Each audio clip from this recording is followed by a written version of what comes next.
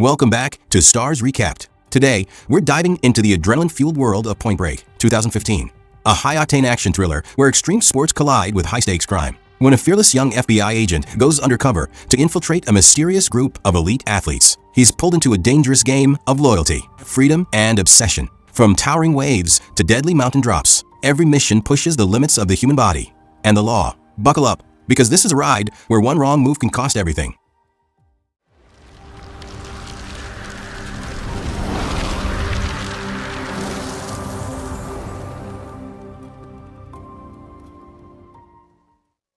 Utah and his brother Jeff are well-known daredevils, admired online for pushing the limits of extreme sports. This time, they take on a risky challenge, crossing a stretch of brutal, unmarked hills where no proper trails exist. Jeff feels unsure, sensing the danger ahead. But Utah, confident and fearless, reassures his respected, mentor-like brother, urging him to trust the run. The brothers charge forward into the untamed landscape, engines roaring as their skills are put to the ultimate test. With precision and control, they conquer the harsh terrain and reach a massive cliff. Without hesitation, Utah goes first, launching himself into open air and landing safely atop a towering rock formation across the gap. Jeff attempts to follow, but fate turns cruel in a single moment. He misjudges the jump, fails to slow down in time, and his vehicle vanishes over the edge. Utah can only watch in shock and despair as his brother and the machine are swallowed by the endless void below, leaving him shattered by the sudden loss. 7 years pass, and the weight of guilt still haunts Utah, leaving his reckless past behind. He walks away from the life of freedom and chaos and joins the police academy. The once wild, undisciplined thrill-seeker reshapes himself into a man of order, eventually earning a place within the FBI, where rules and structure now guide his every move. His senior commanding officer confronts him about his dangerous history, questioning whether someone like Utah can truly change. Utah calmly explains that he joined the force to find the discipline he never had before. Still, his respected superior remains unconvinced, sensing that Utah may be running from the pain of his brother's death rather than facing it. Though Utah insists that his background has already been reviewed and cleared, the officer makes it clear, if Utah wants to stand among federal agents, he must prove he deserves the badge. Around the same time, a series of baffling crimes captures global attention. The first takes place at a towering 100-story jewelry company in Mumbai. 3 masked riders storm in on motorcycles, steal diamonds worth nearly 10 million carats, and escape in an unbelievable fashion, smashing through a glass wall and leaping from over 400 meters in the air, parachuting to safety. Instead of keeping the fortune, they scattered the diamonds among the poor. Despite massive efforts, the culprits remain untouchable. Another shocking incident unfolds in a remote village in Mexico. Money suddenly rains from the sky, sending struggling workers into disbelief and joy. Investigations reveal that 2 men, dressed in dark gear, secretly broke into the cargo hold of a money transport plane, tossed massive crates of cash into the open air, and jumped after them from extreme altitude. Mid-fall, they sliced open the bundles, letting millions scatter across the sky, before diving toward a rainforest cave and deploying their parachutes only after entering its depths. To Utah, these crimes feel unsettlingly familiar. Digging through old files and theories, a pattern begins to emerge. He rushes to his respected superior officer with a bold suspicion. The cases are connected. These aren't ordinary criminals. They may be attempting to complete the legendary 8 Ozaki trials. The Ozaki trials are a set of near-impossible extreme challenges created by the legendary adventurer Ozaki Ono, meant to honor nature and push the human spirit to its limits. Legend says that anyone who completes all 8 will reach a state of true enlightenment, a rebirth of both body and soul. Yet no one has ever finished them. Even Ozaki Ono himself lost his life while attempting the 3rd trial. Utah's investigation digs deeper, and he uncovers a troubling pattern hidden within earlier unsolved cases. In one incident involving a deliberate forest fire, the suspects escaped by kayaking through the violent rapids of the Congo River. That daring getaway wasn't random. It matched the first of the legendary Ozaki trials, known as the Force of Gushing Water. The trail didn't end there. Records showed that some of the same individuals later leapt from the peak of Mount Everest, plunging through the open sky. This feat aligned perfectly with the 2nd trial, the Birth of Sky. After that, they dove at terrifying speed into a cave carved into a sheer cliff face, deploying their parachutes only at the last possible moment, completing the 3rd trial, the Awakening of Earth. 3 challenges down, their next goal was clear, the 4th trial, the Life of Water. By analyzing data from the meteorological department, Utah discovers that the western coast of France is about to be hit by a once-in-a-decade tidal wave. He becomes convinced that the thrill-seeking criminals will head there to face the next trial. With approval from his respected superior officer, Utah is dispatched to France to follow their trail. At the port of Paris, Utah meets Agent Pappas, a seasoned operative assigned to support the mission. Pappas pilots a high-speed boat, carrying Utah toward the zone where the massive waves are expected to form. The area is already crowded with elite surfers, all drawn by the promise of monstrous swells.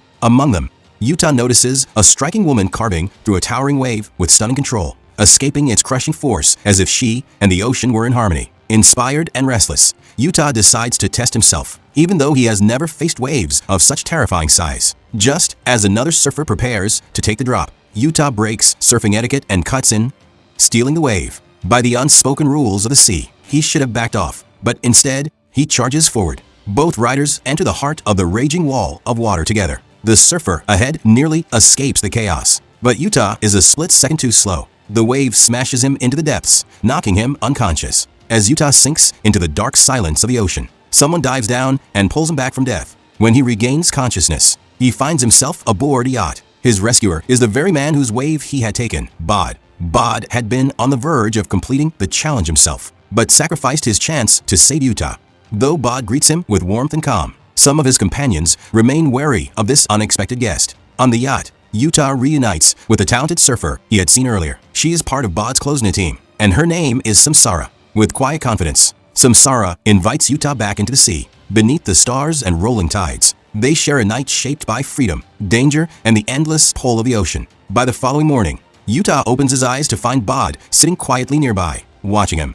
Bod admits that he has known about Utah's reputation for years and can't understand why a reckless speed seeker like him would suddenly appear among the waves. After witnessing Utah surf, Bod senses something troubling, a lack of humility toward nature, and warns him that this path could destroy him. He advises Utah to walk away while he still can. Agent Pappas, seeing no real progress in the mission, urges Utah to return to the United States. But Utah's determination burns too fiercely, certain that Bod and his circle are connected to the crimes. He refuses to quit and pleads for more time, convinced that proof will soon surface. Not long after, Utah tracks Bod and his crew to an illegal underground fight club hidden deep within Paris. The moment Utah appears, the group reacts with shock and irritation, demanding to know how he found them. Bod steps in, calming the tension by claiming he personally brought Utah there. It's obvious he has taken a liking to the young man. Utah boldly declares that he wants to be part of their world. Bod answers with a test of strength. The two men strip down and face each other in the ring, fists flying as the crowd roars. The fight is brutal and unforgiving. Though Utah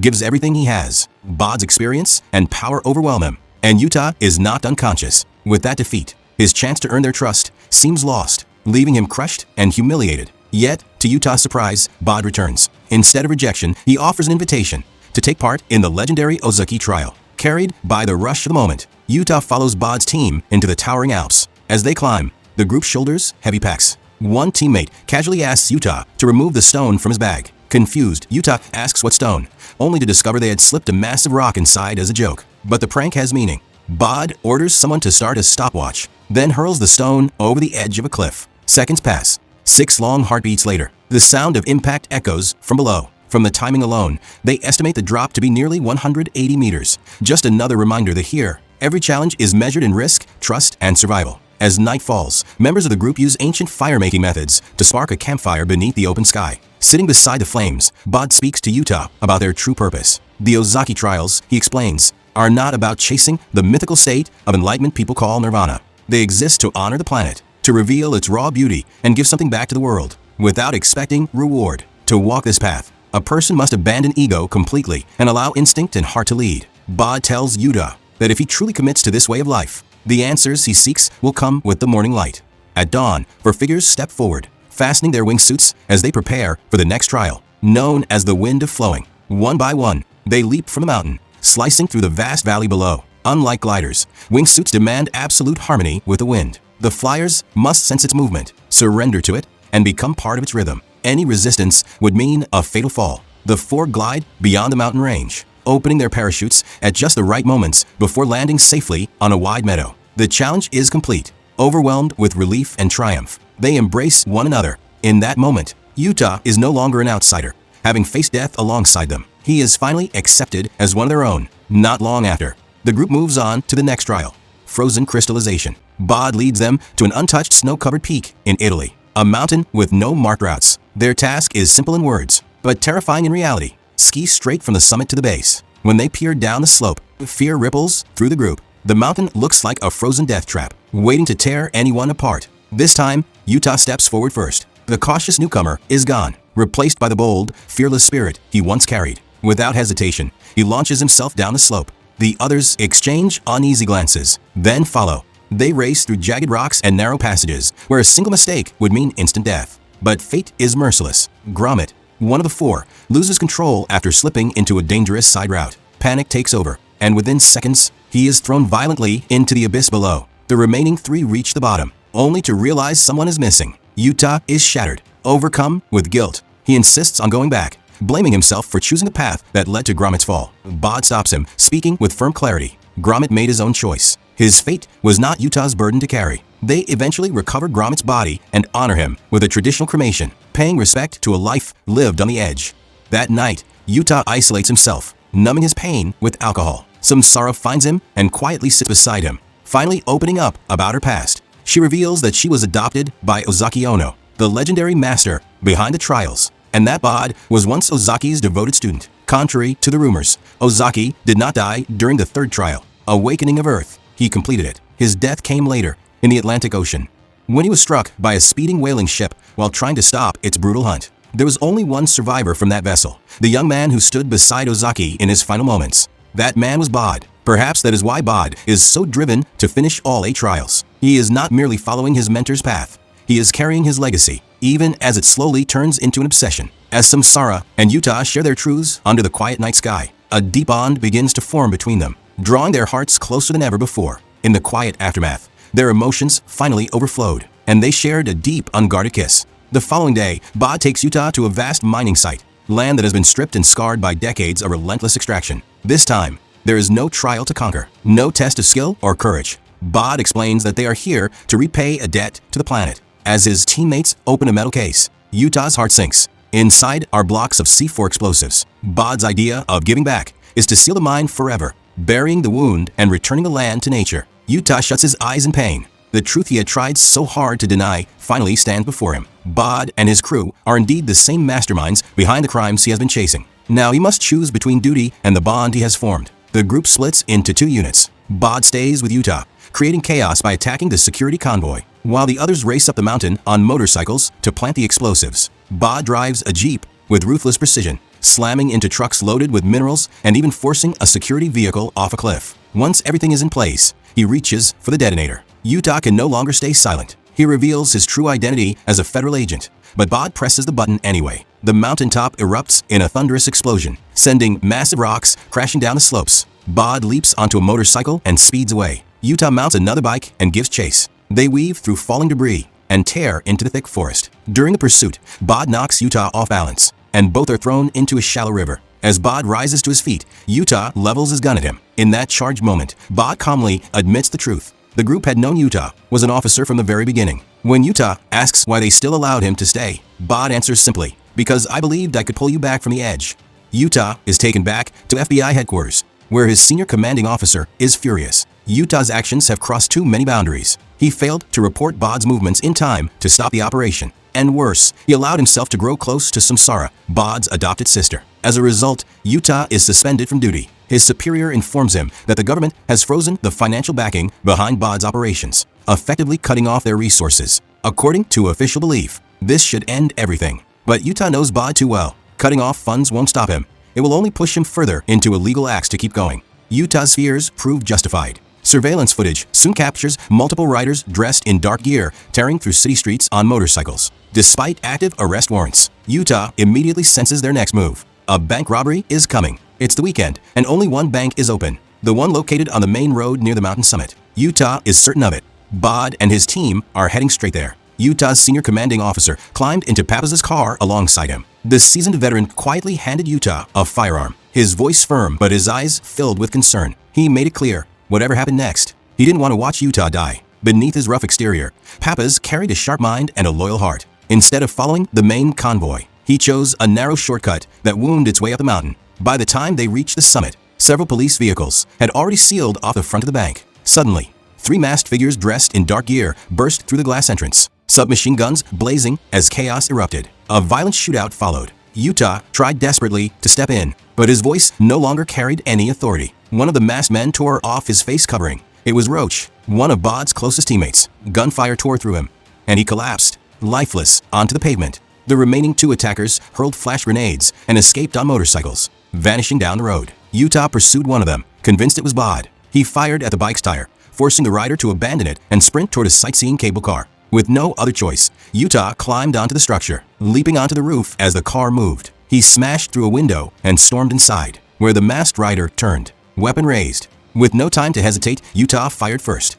As silence fell, Utah pulled off the helmet, and his world shattered. It wasn't Bod. It was samsara. Rage, grief, and disbelief crushed him all at once. Stepping out of the cable car, Utah looked across the tracks and saw Bod standing on the opposite platform. Their eyes met. Once bonded like brothers, they now stood on opposite sides of an unbridgeable divide. Utah wanted to charge forward, to unleash all his fury, blaming Bod for everything, especially Samsara's death. But a speeding train roared between them, forcing him to stop. When it passed, Bod was gone. No one knew where Bod had disappeared or what he planned next. Utah returned to his work, spreading out maps and case files. He marked every location where Bod had completed a challenge, drawing lines and patterns again and again. At last, the answer became clear. The first 6 trials all involved downward motion, dives, falls, descents. But the 7th challenge, dominating fate, would defy gravity itself. It would demand a vertical ascent, climbed freehand, without ropes or safety gear. Utah knew exactly where Bod would go, his birthplace, Angel Falls, Venezuela.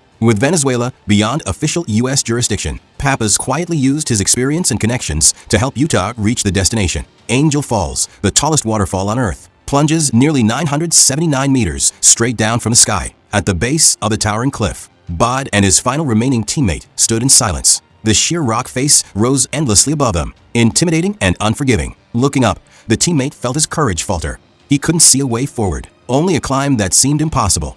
While fear gripped Gromit, Bod stood silently before the massive cliff, completely mesmerized. To him, the towering wall of stone wasn't terrifying. It was magnificent. When Gromit refused to climb, Bod didn't argue or force him. Instead, he calmly removed his jacket and began the ascent alone. At that very moment, Utah arrived. Cornered and desperate to avoid capture, Gromit realized he had no choice but to follow Bod upward. Watching both men scale the cliff, Utah took a steadying breath, pulled on his climbing gear, and started climbing after them. The wall before them rose nearly 979 meters, straight into the sky. With no ropes or safety equipment, the 3 men relied only on raw strength and instinct. The rock face was almost perfectly vertical, offering nothing more than tiny cracks for fingers and narrow ledges for toes. Every move was a gamble with death. At times, the climb demanded impossible leaps, throwing their bodies forward, praying their hands would find stone before gravity claimed them. Gromit summoned all his courage and jumped, but fate turned against him. One hand failed to find a grip. His feet dangled helplessly in open air, and despite his desperate struggle to hold on, his strength gave out. Near the summit, Bod felt the loss without looking back. His final companion was gone. He glanced down once toward Utah, then turned upward and continued the climb alone. When Utah finally pulled himself over the edge, his body was drained of all strength. Standing at the brink was Bod, the 7th trial, dominating fate, complete. Both men had conquered the impossible, but Utah knew his duty remained. Bod still had to answer for his crimes. Bod calmly shook his head. It wasn't finished yet. He said, one final trial remained, the 8th challenge, ultimate faith. Without hesitation, Bod stepped backward and vanished into the roaring waterfall below. Utah didn't stop to think. He leapt after him. Moments later, Utah burst back to the surface, battered, bleeding, but alive, having somehow survived the massive fall. Yet as the water settled, there was no sign of Bod. Pappas suggested the river may have carried his body far downstream. But deep inside, Utah knew the truth. Bod hadn't died. He was still out there. 7 months later, the Pacific Ocean rises in fury, unleashing colossal waves unlike anything seen before. Riding toward the chaos in a helicopter is Utah, no longer a reckless rookie, but a seasoned FBI agent shaped by loss, sacrifice, and truth. He descends onto a small boat, rocking violently on the water. Holding the oars is a familiar figure. It is Bod. So the final fall had not taken his life. But Utah understands immediately why Bod has returned to the sea. During the earlier life of water trial, Bod had failed to complete it because he chose to save Utah instead. Now this moment is his last chance. The wave rising before them is even more terrifying than before. To ride it would mean surrendering completely, with no promise of return. If Bod succeeds, all 8 Ozaki trials will be complete, but at the cost of his life. The 2 men share a silent farewell, bound by everything they have endured together. This time, Utah does not raise his badge. He chooses not to stop Bod, accepting that some paths cannot be judged by law. Utah steps back into the helicopter, honoring his promise to let Bod follow his own destiny. Bod secures the rudder of the boat. As the ocean roars like a living force, he steers straight toward the towering wall of water. In a thunderous moment, both man and boat vanish into the heart of the wave. Bod is never seen again. Whether his life ended there or became part of the ocean itself no longer matters. What remains is the legend of the Ozaki trials, a story passed on among adventurers, thrill seekers, and those who believe in respecting the power and beauty of the earth. Point Break, 2015, reimagines the original story as a spectacle driven by extreme sports and breathtaking visuals. Rather than focusing on traditional crime drama, the film transforms a series of robberies into a spiritual journey, one rooted in philosophy, nature, and the pursuit of transcendence through the 8 Ozaki challenges. The film's greatest strength lies in its jaw-dropping action sequences, massive wave surfing, high-speed alpine descents, wingsuit flights through open air, and the near-impossible climb of a towering waterfall. However, this emphasis on spectacle comes at a cost. Character development and emotional depth often take a back seat, and the complicated bond between Yuta and Bod lacks the raw intensity found in the original version. In the end, Point Break, 2015, stands as a visually stunning experience packed with extreme stunts,